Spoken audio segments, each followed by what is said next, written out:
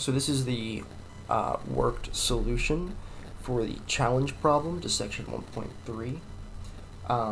So I'll say this with any challenge problem, but I highly encourage you to give this a good shot on your own. Once you see the solution, you can't take back the solution, so really try and work through this the best that you can. So if you haven't done that already, please try and solve this problem, but for those of you who have already attempted or you want to check your answers, here is the solution. So we're asked to graph this equation, and the thing that makes this equation a little more unique as opposed to the other absolute value problems is that we have two separate absolute value bars, and so this makes things a little more complicated, but it's not going to be too bad if we just stick to our definitions, right? So what we want to do is we want to write out completely, or we're going to start by writing out completely the piecewise definitions of both absolute value bars. So let's pick blue. So first we're going to do this one, right? And so I want to write out the definition, the piecewise definition of this equation. And so if we keep in mind the piecewise definition, we're going to have the negative version or the minus sign distributed if, and then I would be solving for x plus 2 is less than 0, and that would get x is less than negative 2. And then on the bottom, we simply keep the equation, and that is if, and it's always going to be the exact same inequality, just with the opposite sign, and then it's also going to be equal to. So that's our first absolute value. Let's do our second one in green. So we can write out x plus 4. And again, we're not doing anything fancy here. We're just writing out the definitions. Negative x minus 4 if, and then if we were to solve x plus 4 is less than 0, we would get x is less than negative 4. X plus 4 if x is greater or equal than negative 4. Okay, so we've written out all of our definitions, but to actually graph this isn't very helpful. The reason we're doing this is because we want to look at what we have going on and see if we can sort of build a not absolute value, if we can build a piecewise definition that will contain everything. And so to show you how we're going to do that, I'm going to quickly draw a number line. So here's a number line, and if I put the 2 points of interest, so we'll have a negative 4 and we'll have a negative 2, right? And if we look at these 2 points of interest, what you'll notice is that this splits the number line into 3 distinct areas, where it might appear as if we have 4 distinct cases for our piecewise definitions, but when we write it on a number line, it actually splits the number line into 3 areas.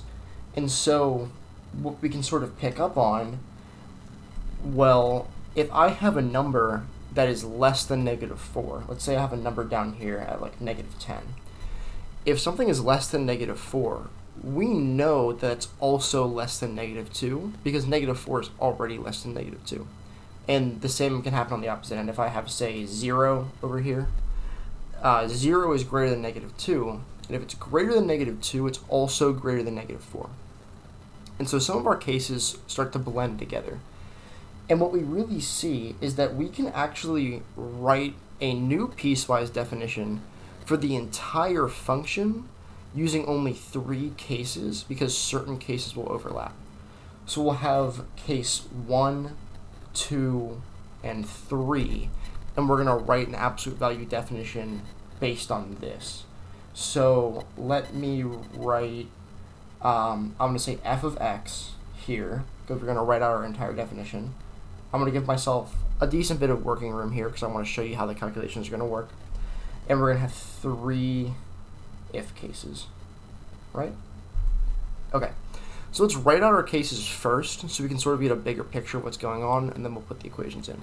One thing to keep in mind with absolute value equations, it's the greater than signs that always get the or equal to, and it's the less than signs that get the not equal to, right? So case 1, right over here, the x is strictly less than -4. That's going to be one case. And remember, that kind of captures this case as well.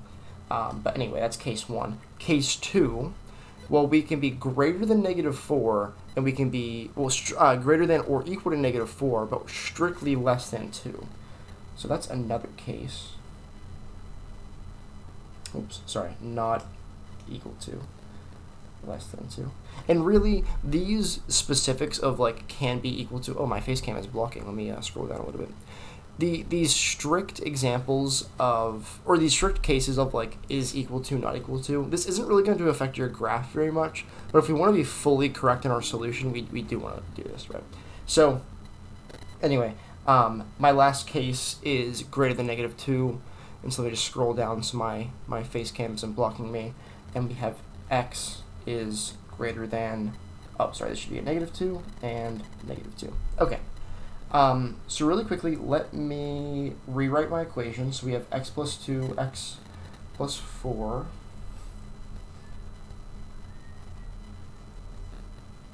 Right, is this correct? Yep, okay. So let's make some new room to work with. And now that we have all of our cases, we're going to fill in the information about the function following each case, depending on what the piecewise definition said before. This might not make a lot of sense now, but let me go through it and you'll see what I mean. So if x is less than -4, let's look at what cases we want to use. So if x is less than -4, we're going to be using this case here and this case here. So when I write down my equation, I want to follow both of those cases, which both involve the negative versions, right? So the opposite versions. So I will write -x minus 2 minus -x minus 4. And we can solve this equation to get the piecewise definition of the whole function, right? So let's see. The negative sign over here will distribute, so it'll become plus x plus 4. And then the positive x and the negative x will cancel out.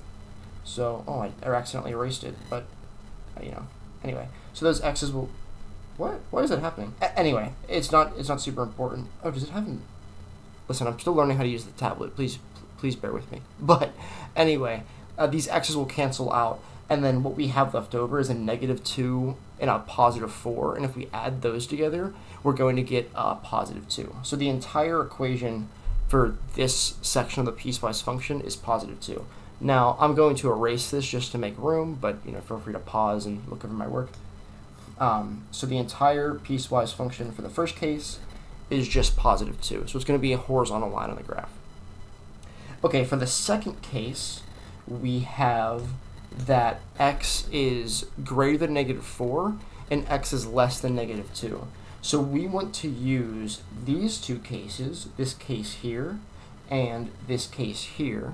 And so let's write those down. So I'll get -x minus 2 minus, and I like to keep things in parentheses for the start just to know what's going on, right? And the work that follows is the same. So I'm going to distribute that negative sign. And now we can see that we have two negative x's. So when we combine like terms, we're going to get -2x. And then we have a -2 and a -4. And so I can combine those to get -6. So I have -2x minus 6. And again, I am going to erase just to save room, but feel free to pause and look over my work. But we're going to get -2x minus 6 for the middle. And then all the way at the end here, my face cam was blocking it, but we have x is greater than or equal to -2. The cases we're going to use here are x is greater than -4, and oh, wait a minute, did I? Oh, no, sorry. We're going to do greater than -2, which is also greater than -4. Sorry, I highlighted the wrong one. Okay, so it's these two. Anyway, now we can solve for these. So we have x plus 2 minus x plus 4. And now we are going to distribute that minus sign again. -x minus 4, and then again these x's will cancel, so cancel, cancel, and then if I combine the positive 2 and the negative 4, you will get negative 2. So this will look like another horizontal line on the graph. And again, I'm going to erase, just so you can see what's going on, right, negative 2. So the entire piecewise definition of the whole function will look like this. And then graphing is easy. All we're doing for graphing is we're just drawing all these lines and following the rules, right? So let me see if I can move things around a little bit and make some room, just because I want to try and keep everything to one page.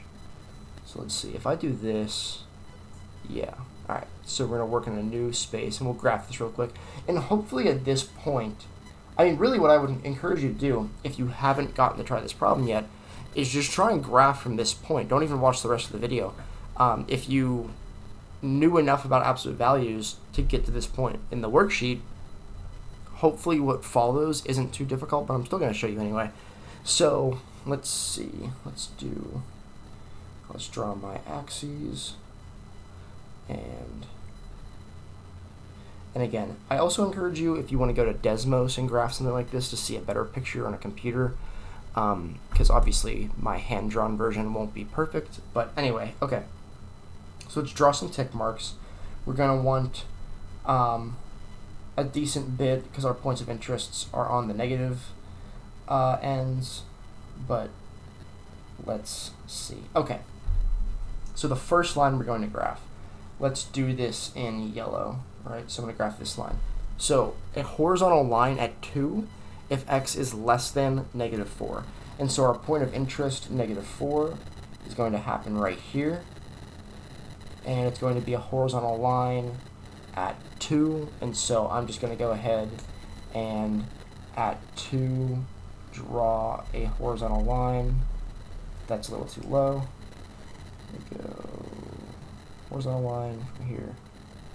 And that kind of just extends off into infinity. And so there's our first line, is negative 2, and it stops right at that point of interest, which is at negative 4. Okay, the next line we're going to graph is negative 2x minus 6. And so this is going to, actually, before we do that, we can take a little bit of a shortcut. There's a little trade secret. So I'm going to do this one in blue. The absolute value function is a continuous function.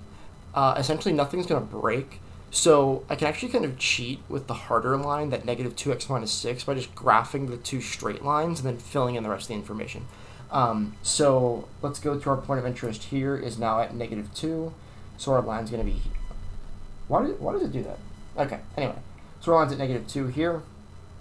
And then this is going to be a horizontal line at negative 2. So same exact thing. I can kind of start at negative 2 and not exactly perfect, but let's just call that negative 2. And so that's our second line, and that ends at the point of interest right there. And like I said before, to avoid having to go through, even though graphing lines isn't super intense, just to save myself a little bit of work, I can actually graph negative 2x minus 6 by simply connecting these lines with a straight line, right? So from here over to here, this is our final line, and that will actually be negative 2x minus 6 because absolute value functions are continuous. And so the complete graph of our function looks like this. It's a horizontal line, it slopes downward, and then it finishes horizontal. And that is the graph of the absolute value of x plus 2 minus x plus 4.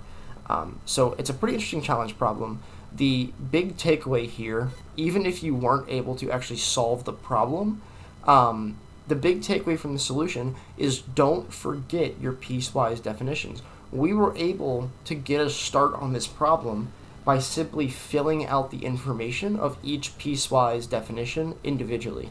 So if you're ever stuck on an absolute value problem, if you're ever sort of lost on what to do, just always return to that absolute value definition, and it will usually take you much further than if you just tried to sit and look at it.